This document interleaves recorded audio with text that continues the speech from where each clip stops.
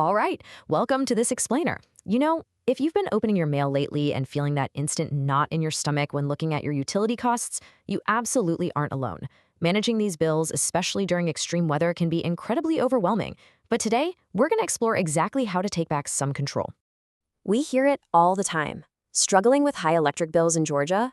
Whether it's a brutal summer heat wave or a sudden, bitter winter freeze, seasonal energy bills can cause widespread anxiety for households all across the state. But you have options. Seriously, struggling with high electric bills in Georgia? You're not alone, and there are solutions at your fingertips. Stay tuned to discover the full spectrum of assistance programs available in your state. Immediate financial relief is possible, and we're going to break down exactly how you can get it. Okay, let's dive into our roadmap for today. We've got 1. Understanding your bill.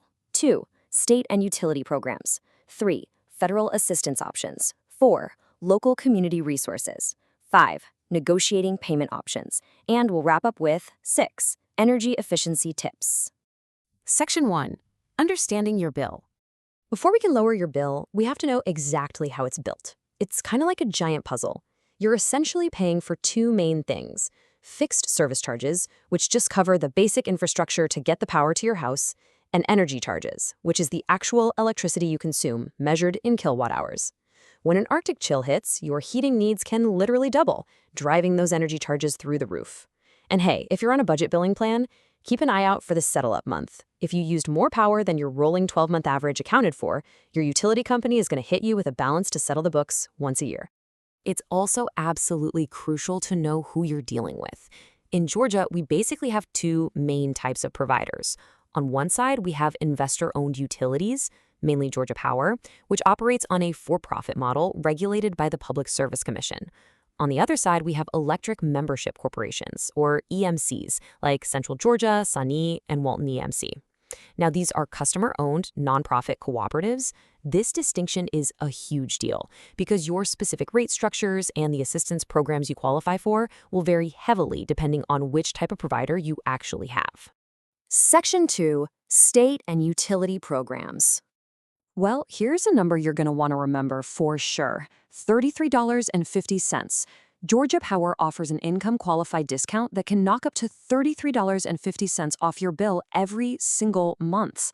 If your combined household income is at or below 200% of the federal poverty guidelines, or if you receive SSI, SSDI, or Section 8 housing vouchers, you can qualify for this phenomenal discount. It's immediate, tangible relief. There are also some fantastic, dedicated discounts for our senior citizens, though the age and income thresholds do vary by provider. Just to give you an idea, Georgia Power offers up to a $24 monthly discount for customers 65 and older with a combined income under $24,980. Over at Jackson EMC, you only need to be 62 or older, but your income must be at or below 100% of the federal poverty level. Even Atlanta Gaslight chips in with up to a $14 discount for eligible natural gas customers. So always check directly with your provider to see what specific programs you can tap into.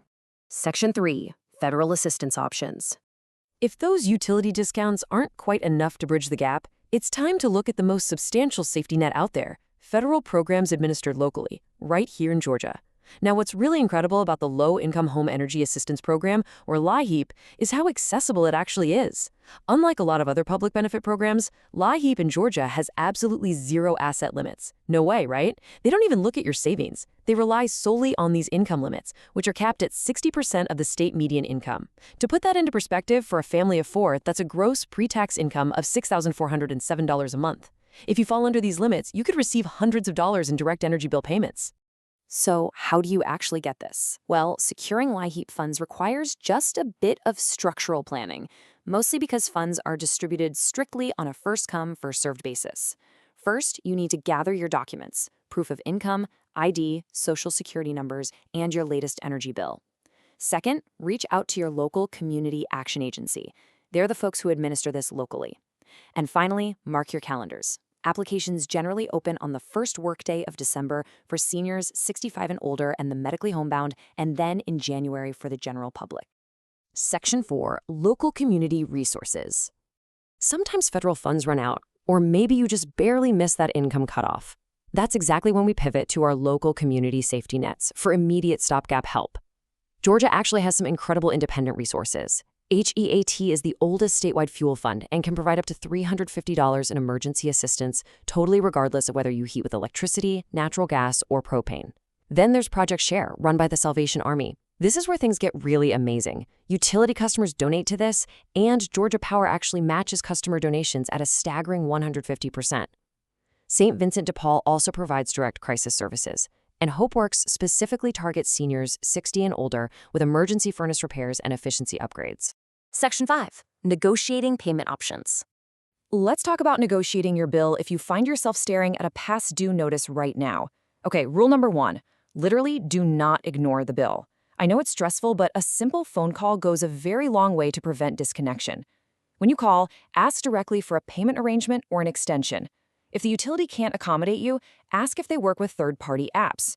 For example, some EMCs partner with an app called Defer It, which basically lets you upload your bill and split it into 4 interest-free biweekly installments, which can stop a shutoff dead in its tracks.